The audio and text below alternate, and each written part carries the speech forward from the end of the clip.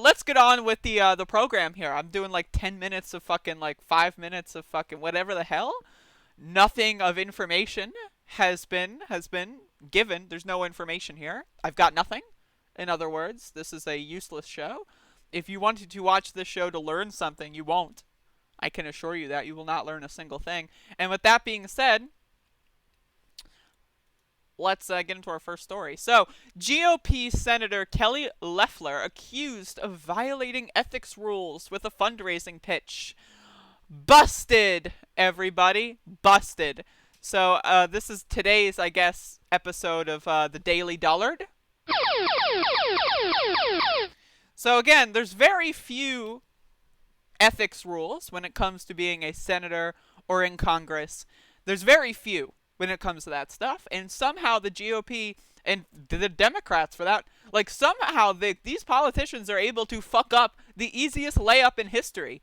Like, the people that came into Congress, the people that came into the Senate, like, and everything before them, they rewrote all the rules to make their jobs a lot easier, right? To make the jobs of the next generation of corrupt politicians way easier. Yet, somehow they're still managing to fuck it up. So, Senator Kelly Loeffler, that's how it's pronounced according to reports, drew backlash on Wednesday for soliciting campaign funds while speaking in the halls of Congress, a potential violation of Senate ethics rules, during an interview with Fox News.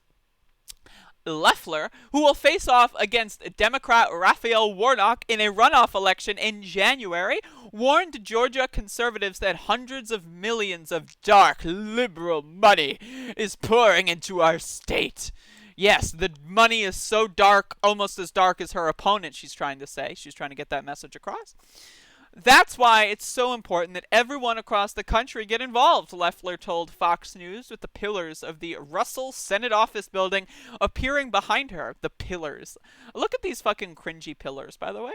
They can visit kellyforsenate.com to chip in $5 or $10 and get involved or volunteer. Wow, that's amazing. I will definitely volunteer. This is something, here's an idea, and I'm just throwing this out there. This is just a retweet. This is a retweet. This is an opinion of somebody. This is an opinion of somebody, and this is a retweet. I'm throwing this out there. Retweet. That was an opinion of somebody. We should all volunteer for right-wing Senate campaigns and then fuck everything up. Like, how come people don't do that? I mean, they do. I remember they did that with the Bernie Sanders campaign in 2020, as a lot of people came into the Bernie Sanders campaign who did not like Bernie, ostensibly to fuck everything up. Why don't we do that with Kelly Loeffler? Go to her website. Go to her website. Become a volunteer, right? Go start phone banking, and then call up random people and then say that, like, Kelly Loeffler's a racist or something. I don't know. Like, that sounds like fun to me.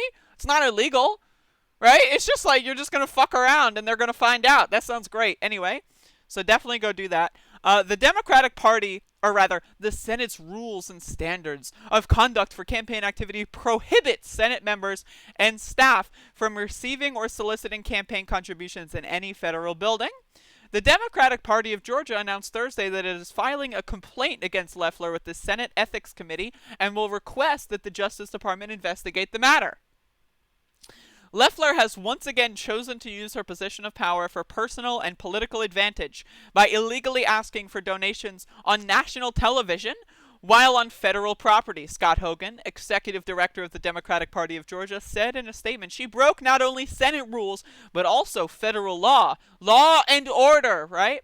And we've filed these complaints to ensure that she is held accountable for her actions, right? And you can read the rest of this article if you want, but I don't want to, so I'm turning it off. But again, this is a great idea. In 2022, when Trump is gone, what I'm going to do is I'm going to sign up to volunteer for every right-wing campaign, because by 2022, we'll be 2 years into the Biden term.